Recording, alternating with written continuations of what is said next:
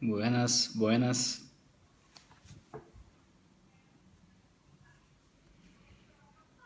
Boa noite, boa noite. De onde falamos?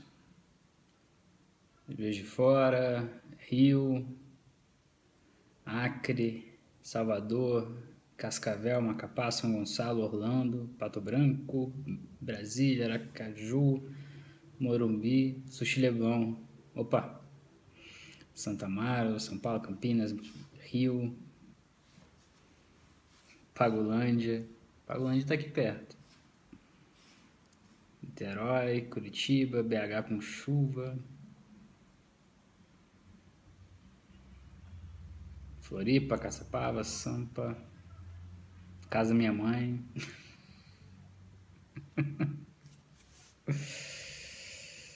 Ai, caramba.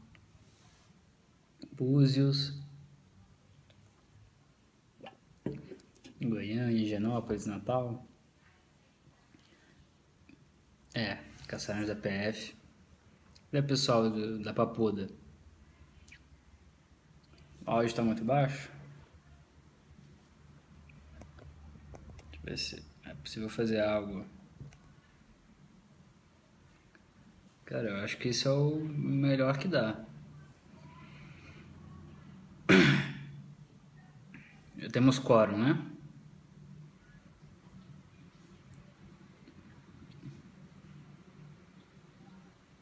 Beleza.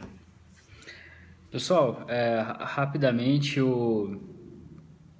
como na sexta-feira eu falei da reportagem de capa da revista a respeito do ex-marido da presidente Dilma Rousseff, o Carlos Araújo, né? A nossa reportagem mostrando como um dos empreiteiros do Petrolão havia abordado e aqui tudo indica pago para ter acesso a uma pessoa influente da proximidade da Dilma. E nós gastamos o periscopo de sexta falando sobre esse assunto, espero que vocês tenham lido a revista. Então eu acabei não comentando, mesmo que brevemente, o manifesto dos advogados contra a Lava Jato. Como nós vamos ter novidades, pequenas novidades sobre o caso desse cidadão, Carlos Araújo, amanhã eu vou falar sobre Carlos Araújo e sobre essa investigação a respeito da proximidade da Engevix com o ex-marido da presidente Dilma Rousseff. Então hoje, só como introito, eu vou falar rapidamente desse manifesto que vocês já devem ter tomado conhecimento, né? Saiu nos jornais de sexta-feira, foi muito, não muito, mas relativamente noticiado. Houve uma repercussão, né? Até se descobrir que o Gilson Dipp, que seria um dos signatários, disse que não havia assinado. Eu li relativamente bastante sobre o manifesto, né? E, bom, se vocês não leram, eu recomendo que leiam, né? Primeiro ponto, bem brevemente, é que nós temos que reconhecer o direito dos advogados de manifestar a opinião qualquer que seja ela. Agora, o que chama a atenção primeiro, é o tom realmente muito, não vou dizer raivoso, mas talvez um pouco desproporcional e, sobretudo, no caso do tom, a maneira como, em determinado momento, eles dizem que, né, estou aqui na minha frente para não errar na referência, dizendo que é uma situação que né, uma tentativa de justiçamento como não se via nem mesmo na época da ditadura. Isso eu não consigo acreditar que essas pessoas em sã consciência escreveram isso de fato acreditando no que estavam escrevendo ou assinando, né? É de tal forma cristalino e óbvio que não se trata disso, né? Mesmo que você queira fazer críticas legítimas a quaisquer um dos fatos judiciais que compõem a Lava Jato, né? Que é uma massa muito grande de decisões judiciais, evidentemente que é uma ofensa até as vítimas da ditadura, e não são poucas as vítimas, não só aqueles que morreram, mas aqueles que tiveram seus vários direitos cassados, se não de fato de direito. É realmente algo de péssimo tom, né? É realmente muito, diria até triste, né? Agora, o lado, posso falar um pouco mais sobre isso, mas eu acho que é algo que é útil, talvez, para vocês, é que é uma análise não jurídica, né, mas política, que o objetivo desse manifesto é atacar o juiz Sérgio Moro e centrar nele uma maneira de centrar nele a artilharia como uma maneira de tentar desacreditar a operação, né? Porque queira-se ou não, é na figura do juiz Sérgio Moro que se concentra, que simboliza a Lava Jato, né? Embora não seja ele de longe o único que participa dessa operação, evidentemente, né? Mas isso aqui politicamente, em termos estratégicos, é uma tentativa de desacreditar e atacar de forma precisa o Sérgio Moro, embora sem nomeá-lo, para de alguma maneira tentar equilibrar o jogo, né? Essa em grande parte é a razão dessa carta. Muitos dos signatários, não muitos, mas alguns deles nem sequer acreditam no que aqui está escrito, né? Mas foi essa a estratégia, essa a intenção, e então é muito menos uma questão dos princípios aqui envolvidos, né? Ou de críticas legítimas, e muito mais um ataque estratégico. Aí dentro disso, que eu acho importante frisar, que eles não citam especificamente fatos que deem suporte a essas conclusões, ou seja, chega-se às conclusões sem apresentar as premissas, né? São asserções vagas.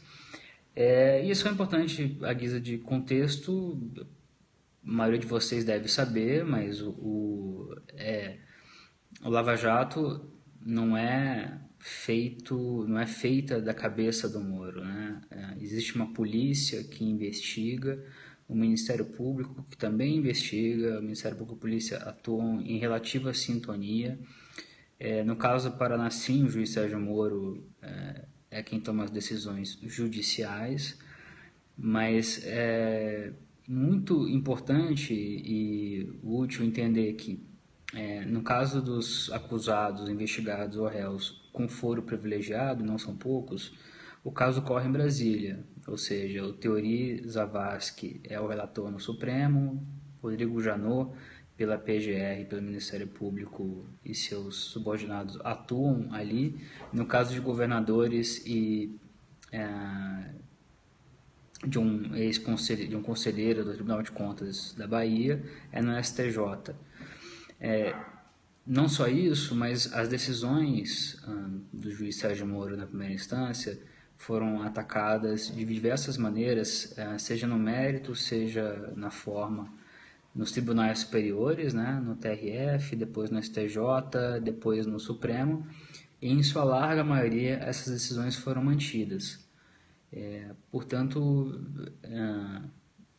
é muito claro que se há algum tipo de excesso, e excesso pode haver, erros podem acontecer, com má fé, sem má fé,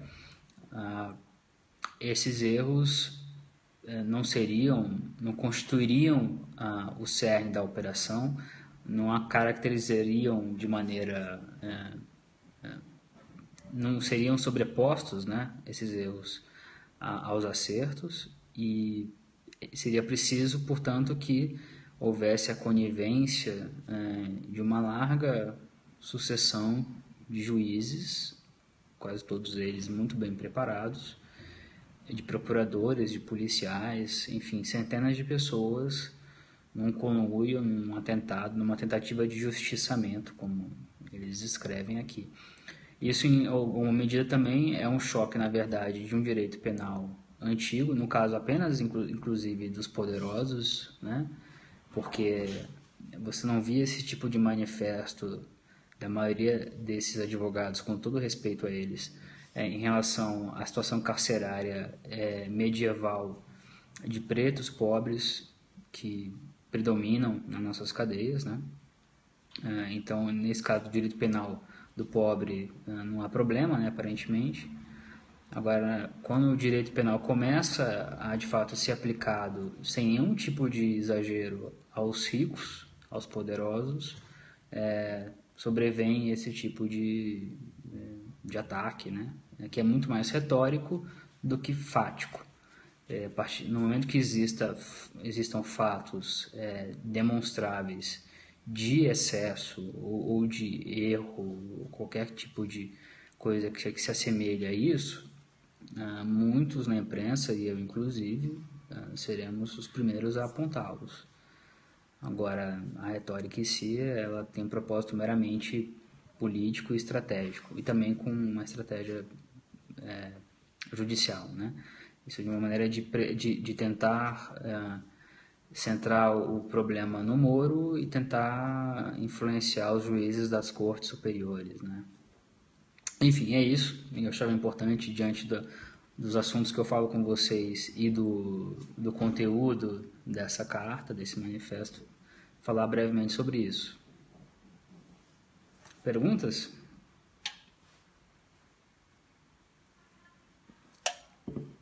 Brevemente, Severo e Lula, realmente é muito...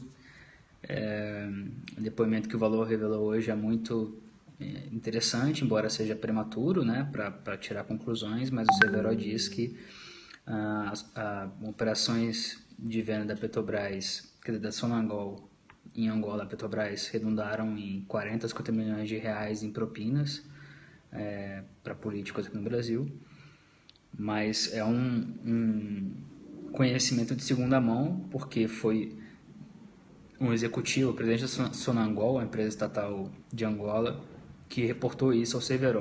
O Severo não confessou ter tratado dessa propina. Então é um indício importante, mas não é tão forte, porque o Severo, pelo menos o que ele disse, não participou disso.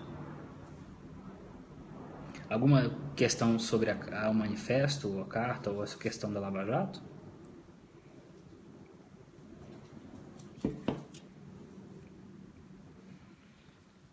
Os nomes na lista, o OAB não vai tomar nenhuma providência? Boa pergunta, eu confesso que eu não apurei isso. Esse manifesto não pareceu ingênuo? Não achei ingênuo, eu acho que talvez sirva ao propósito de parte deles de criar uma polêmica, de criar a sensação para quem quer acreditar nisso de que há uma conspiração, de que a Lava Jato não é séria, né? Quando você junta acadêmicos e notórios advogados, você faz a aventura retórica de dizer que é pior que a ditadura. Isso, naqueles que querem crer, tem uma força, né? Embora não tenha fatos que suportem, né? Em termos de estratégia jurídica, só daria certo se esse tipo de manifesto ganhasse força junto à opinião pública. Não me parece que vai ser o caso, mas não é possível ter certeza, né?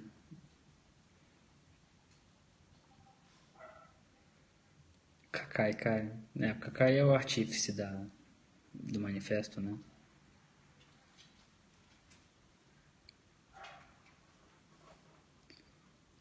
Algo ainda sobre essa manifesto?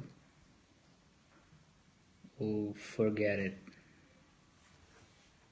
Sim, a coca tá gelada.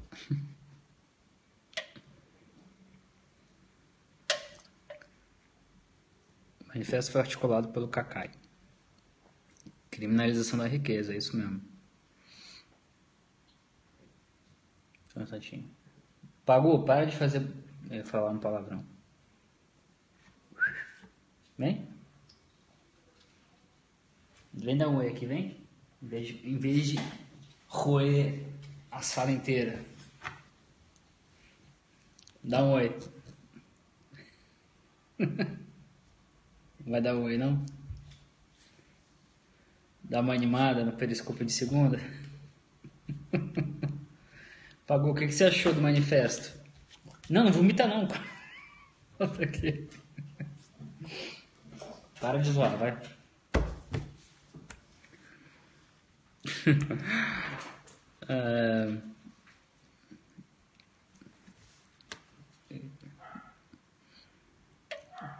Pagou, fala muito melhor do que eu, né, Pagou? Fala aí.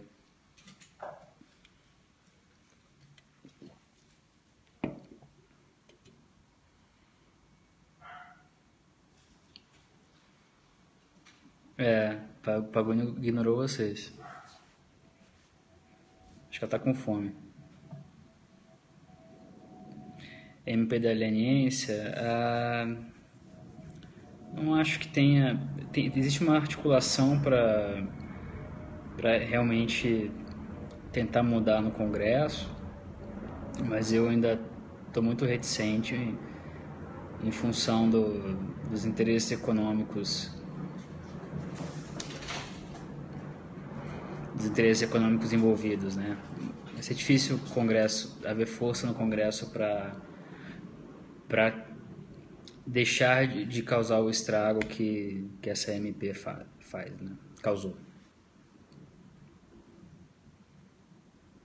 Não estou em Moema.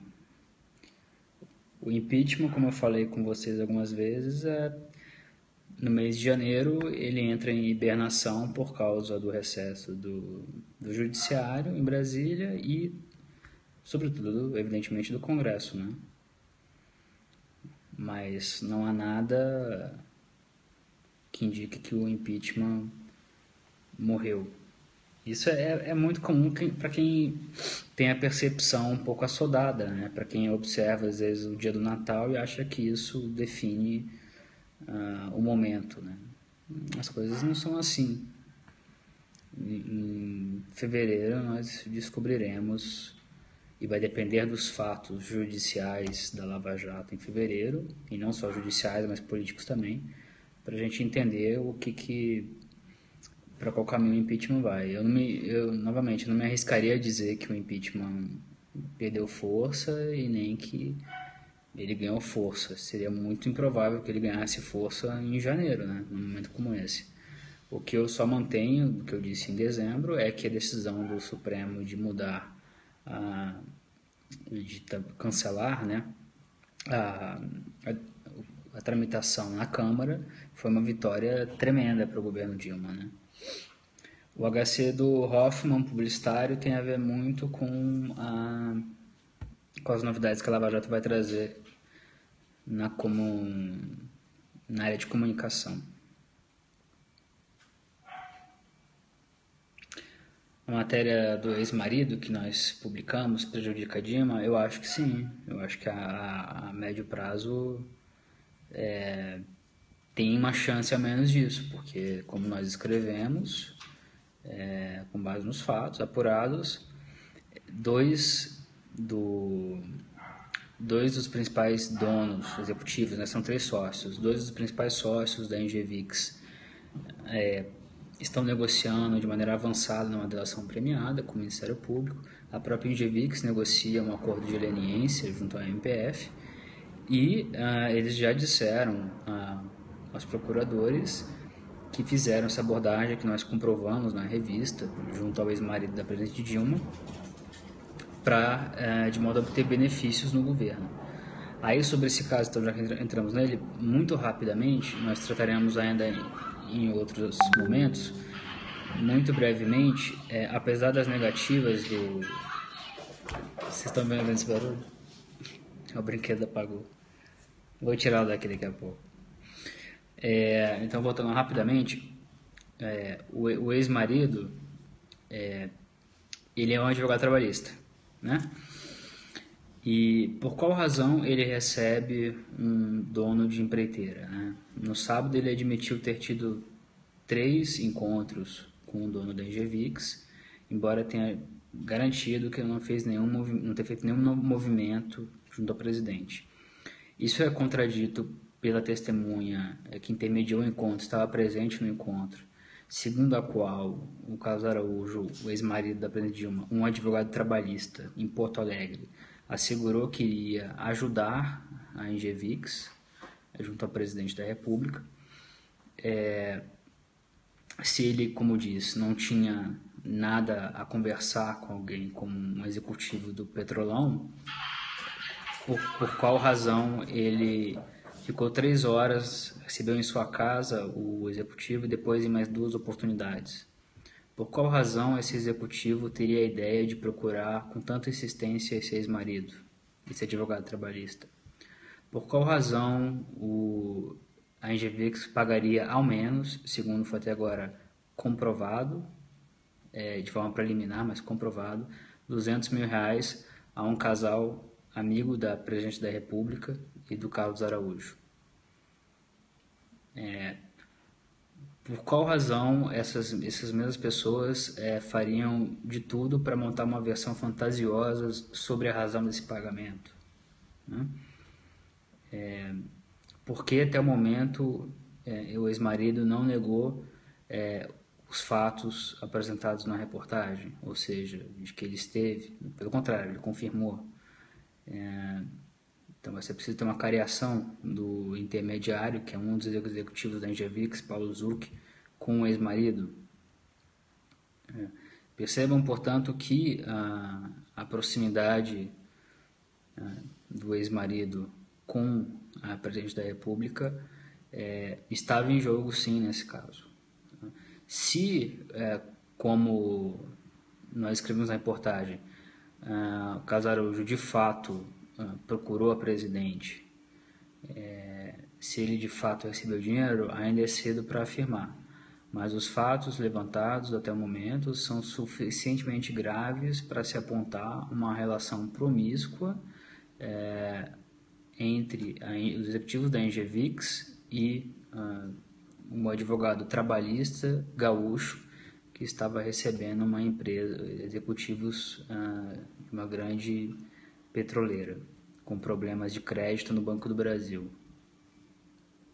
Em outro país, isso seria um escândalo. É sempre bom reforçar isso, né? Mas não é porque não é um escândalo nesse momento que a gente deixa de cumprir a nossa função, né, como jornalista. Basicamente é isso. E muito provavelmente vocês ainda vão ouvir bastante desse caso. Não vai ficar por aqui. Por isso mesmo, né? Verdade, infelizmente essa coca vale mais que uma ação da Petrobras.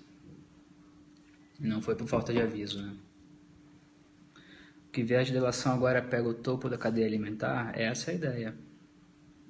Esse é o trabalho, né? É muito evidente que seja para qual partido, qual lado for, mas evidentemente que acaba indo para quem detém o poder, seja em termos econômicos ou políticos. O trabalho da Lava Jato, das pessoas mais comprometidas com o que a Lava Jato pode trazer de melhor, é para desvendar da forma mais completa possível a cadeia de comando da organização criminosa que transformou a Petrobras nessa empresa que tem uma ação de 4,80. Sempre fazendo o parênteses de que é evidente, por outro lado, também que não é apenas pela corrupção que a ação da Petrobras está valendo isso, né? Existe uma série de outros fatores, mas a corrupção sempre anda muito perto da incompetência, não esqueçam disso. Vamos para as últimas?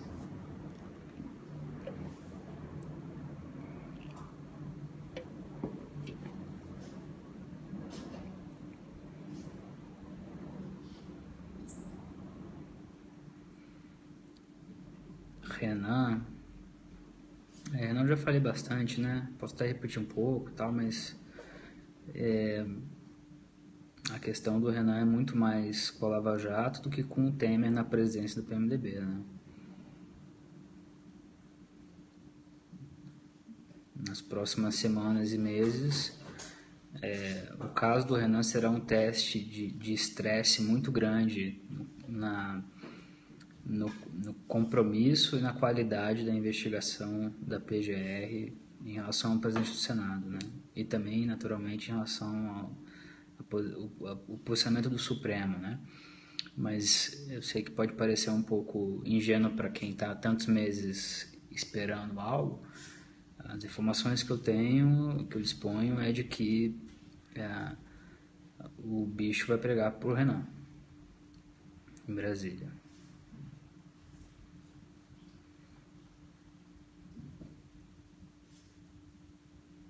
Só um instantinho. Pagu, para com isso! Ô, Lúcifer. Sobra nada aqui.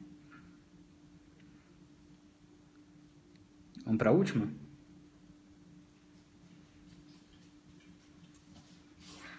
Escolher uma que seja útil para vocês.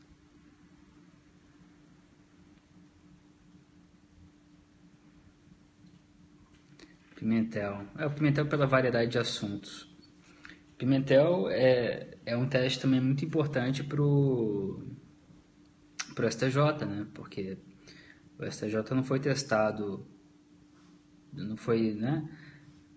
Não houve tanta luz sobre o STJ, porque o STJ se viu muito como uma escala na confirmação das decisões do Sérgio Moro, mas como há poucos governadores envolvidos na Lava Jato, o caso Pimentel acabou ganhando uma dimensão, e existe um descompasso entre o que a PF produz, o que a PGR acha conveniente apresentar ao ministro Herman Benjamin, e é o que o STJ decide, a forma como ele decide, né? Um caso que está sendo difícil avançar na velocidade das provas disponíveis ou em sigilo. Mas eu tenho confiança, pelas informações que a gente dispõe, de que é um caso que ainda vai avançar de forma muito robusta sobre os personagens que já estão envolvidos, e talvez outros. É um esquema de lavagem de dinheiro com pouca sofisticação, com uma causa e efeito em relação a pagamentos e atos de ofícios de agentes públicos muito delineada, né? Não vejo muito como fugir disso. Ok, folks? Tá bom por hoje? Amanhã a gente volta. Vocês não encherem o saco. E é isso. Supressão episódio